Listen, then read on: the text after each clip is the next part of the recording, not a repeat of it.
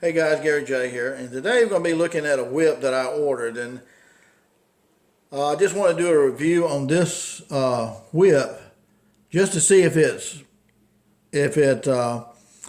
is true about its advertisement with this company called Ardour. And this whip right here, according to Ardour, and I'll leave a picture of the webpage for Ardour so that if you have ordered any whips or thought you might want to order from this company, you might get something out of this review to help you choose whether that's something you want to do or not. I like the name Ardour. It's called Ardour Crafts. And the whip here, I left a note to the people that are selling it on eBay, the company there. And I looked up Ardour because I've been scammed once or twice by some of these companies. They actually have a pretty good rating. Ardour does. It has a pretty good rating. They have some people that give them a bad rating, and I think those people are correct in giving them a bad rating, what I've seen. But for those who want to buy a whip really cheap and that looks like it's really nice, and Ardour, this company, gives this information out about the items they have. Now, Ardour is a company that, like this whip right here, comes out of Pakistan. Pakistan is one of the poorest countries in the world. That's one thing. Now, the people who have businesses in Pakistan are pretty wealthy. The country itself would be a lot wealthier, but the people outside of those who own these companies and stuff in Pakistan are really poor people. That's what makes it one of the poorest countries in the world. And they have 10 major exports in Pakistan, and one of them is leather export. Okay, that's why I had some thoughts about buying a whip from Ardour, because this comes out of Pakistan, maybe the leather is good. Okay. Now the price of this whip is like $58.99 for a 6-foot two-tone kangaroo leather whip. Now we know it doesn't sound right when you say, oh, you can get a two-tone kangaroo hide leather whip for $60. Normally that's going to cost you $600 to $1,000. Okay, so you know there's something not quite right with that. But another thing about Pakistan is that the things that they sell in Pakistan, they sell them cheaper than what China would sell them for, cheaper than what Bangladesh, probably the poorest country in the world. And so some of these countries, because the labor they have there, like in China, they can make stuff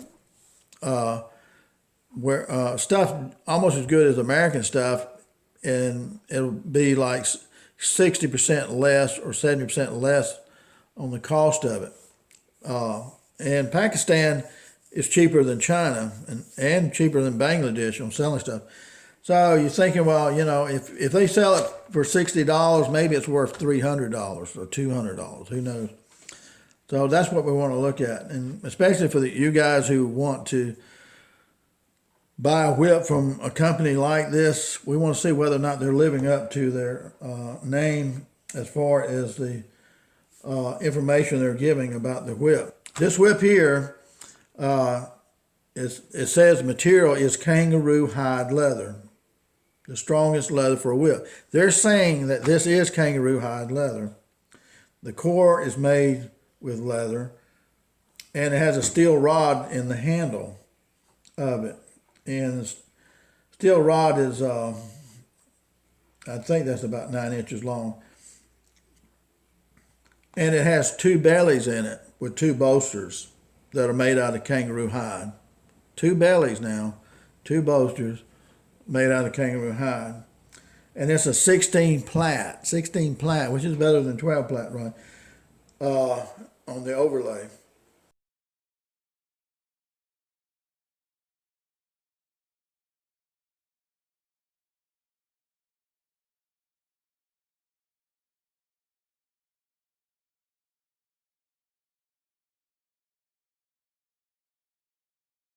And it has a 30-inch leather fall. He calls it leather. Nowhere in their description do they call it fox leather, F-A-U-X, which is imitation leather. So they call it leather. And the cracker on it is 7 inches long. And so the one I ordered is 6 foot. You can get them different sizes, but 6 foot, again, was like $58 and something. There's no shipping and handling charge, and taxes and all is like $63.46. So I'm just curious as to whether or not this whip is what they say it is or isn't. You know, now you don't expect it to be a $600 whip. You do not expect that.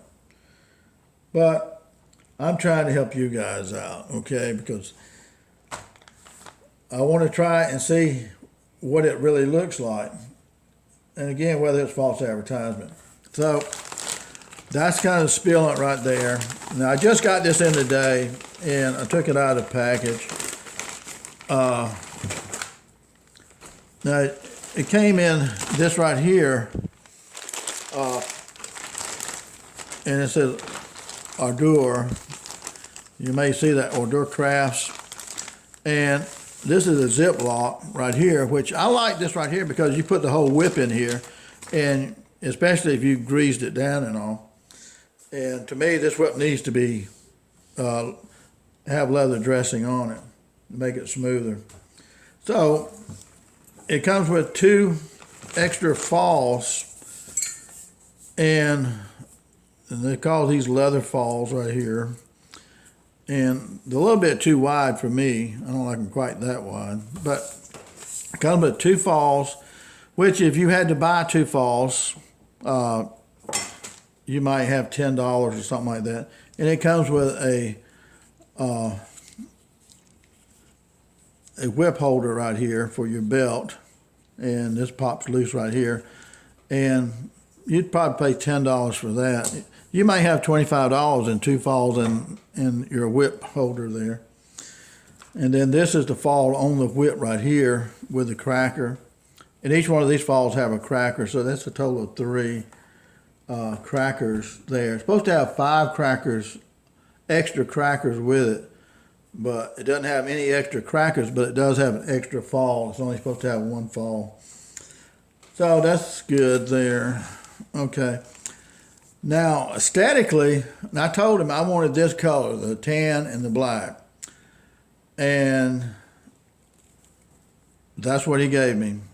And aesthetically, this is a beautiful color to me. I think it's very pretty. I like that. It's very pretty.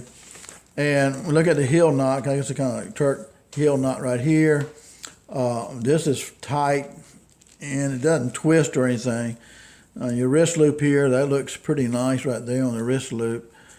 The checkering here looks pretty good. I can indent it just a tad, not much. This is not like, you know, concrete hard, all right? Transition knot right here doesn't turn or anything like that. And so in here, you got 2 bellies and 2 bolsters, and, you know, a bolster on each belly and a leather cord. And that's all supposed to be kangaroo. And then the overlay here is serpentine. Here is supposed to be kangaroo too. So, you know, whip makers know that you can buy cheap kangaroo leather and you can buy high-grade kangaroo leather. And then some of them even cut out parts of the leather that, you know, around the stomach and stuff like that. It stretches a lot. They'll cut out parts of the leather hide that they will not use on the whip. They just want the very best. And with a kangaroo leather whip, if you buy a kangaroo leather whip with the description I gave you here of 2 bellies, 2 bolsters, kangaroo leather overlay, 6 foot long, made by a really good whip maker, somebody like Trinity, for example. What I'm trying to say is that Trinity makes really some of the best whips you can find out there. Okay, and if you had a Trinity whip, now I've got a Chris King kangaroo hide bull whip, and if those professionally made kangaroo hide leather whips are, say, a 10 out of 10 on a 10 scale, that would be a 10. Looking at this right here, the way that this leather right here looks, this would be like, to me, a 3 out of 10. The plaiting looks pretty good on it to me, actually. I mean, it's not hard. It's got, I can see some spots here, but it's not horrible. But, you know, the plaiting part is not really real bad. And this is 16 plait up here, so on this serpentine. And so there's some skill involved in doing this. I think whoever made this whip right here in Pakistan, if somebody had given them good material to work with, they could have done a really good job. Okay. So this whip is not super tight or anything like that, like you would expect a real kangaroo hide whip. Now, again, you have to keep in consideration that this whip was like $58. And then taxes was like $63.46 total to get this whip. Nobody in the right mind is going to build a $600 or $1,000 whip for $60-something, you know. So they got to cut some areas here. And if it has 2 bellies and 2 bolsters here, and kangaroo leather core, and the outer lay here is supposed to be leather, which I don't know what they use in Mexico when they make those black and white whips. I had them when I was a kid. And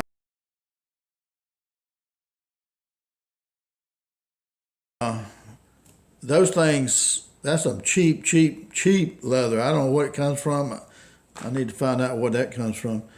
But those will just blow apart eventually. Usually they blow apart at the hitch knot here, the hitch knot here, that they just go downhill from there. So this reminds me a little bit of that. So on a scale of 10 out of 10, if you look at a really good high quality whip, kangaroo leather whip from Chris King or Trinity or Victor Tella or somebody like that, this would be in a number 3 out of a 10. Okay. It's beautiful to look at. I love the pattern on it. And so that's kind of where we're at there. Okay. Now this is a real kangaroo hide leather whip right here. And when you feel the leather here, now this is 16 plait too, and this is Chris King whip. When you feel it, it feels like leather's supposed to feel. This does not. This feels kind of stiff on this Ardour whip from Pakistan. This feels stiff. It does not feel soft and like real leather, okay? And the plaiting here is really tight all the way down the thong to the very end. And the hitch knot, you can tell there's a big difference between this right here, real kangaroo leather, and it's beveled too on it. Big difference between real kangaroo leather whip like this compared to this. This looks like the Mexican type of whip that you get, okay? And I don't know how they do that, whether they paint that leather strips on here or how they do that. I don't know how they do it. But to me, I don't want to call these people a liar because I don't know what they use. You can use the cheap parts of leather from leftover parts of leather from a kangaroo or something, but Anyway, this does not look like the real McCoy to me, okay? But it may be functional for a while. It may work pretty good for a while. And I know, feeling of the leather, I know they did not stretch this leather out. It does not feel anything like a real kangaroo leather, okay? That's my impression, my thoughts on that right there. And so you kind of get what you pay for, and I know that from the beginning, but I wanted to see whether or not, they have any kind of quality coming from Pakistan at this price. I just wish that in a poor country like that, if you could take some of those artisans that make whips there and you could put them in another environment and give them real leather and real material to make whips, I believe they can make some beautiful whips and high grade whips, really high quality whips, perhaps. So they only get what they get to make a whip. I'll break it in like you do a brand new whip, like gentle cattleman's crack, and do that like several hundred times. Slow and easy, and get this leather to stretch or whatever it is. Now, I don't like when people give you a false advertisement of saying this is kangaroo leather. They don't call it, most people, if they're legitimate, they'll call it fox leather, F-A-U-X, which it means it's synthetic leather, it's not real leather. Now, I will tell you one thing about synthetic leather. And this looks like synthetic fall to me, but I have synthetic leather on my motorcycle bags, on one of my motorcycles. And years ago, I had synthetic leather. And with synthetic leather, water doesn't seem to bother synthetic leather. Like this right here. Now, this right here is real leather right here. I can tell by the feel of that. It looks like this feel like real leather right here. It's soft, and this is nothing about this is soft, not like this. But with synthetic leather, you can leave it in the rain, snow, sleet, hell, whatever, and it doesn't bother synthetic leather. And you just wipe the saddlebags off on the motorcycle, and they'll look brand spanking new. 5 years later, they don't seem, the sun doesn't bleach them, seem to bleach them at all. Change the color of them. They don't crack. Water doesn't bother them. And so synthetic leather has its purpose, and it's good stuff. And if this is synthetic leather, then it could be useful in a whip where, the enemy of leather, real leather, is water and moisture. Where with synthetic leather, it doesn't bother it. So I'll break it in. I'll break it in real slow like you would a real whip. And there's nothing about this that points to me that this is a high dollar whip in any way, shape, or form. But I'll break it in and be gentle with it. And then later I'll do some harder cracks with it and different types of cracks and see how that works. Okay. So we'll try that and just give them the benefit of the doubt and just see where it goes with this whip right here. But I do like the color of it and all. And again, with this kangaroo leather, this is a two-tone too. It's kind of similar in color actually to this right here, but this right here has got the kind of patina on it. Now the tan part, and this is kind of the darker part right here. But you can tell these two do not look the same. You may not be able to see it quite as well on the camera there, but this right here looks like almost a plastic version of something we'd call maybe, fox leather, not real leather. So we'll try it and see. And it's not heavy, to have two bellies and all that in it, it does not feel that heavy. And this one right here, you can tell this one is a little bit heavier and whole different feel compared to real leather like this one here. So we'll see how this works, and I'll let you know. But I just want to give them the benefit of the doubt and just see whether or not their advertisement is what they say it is.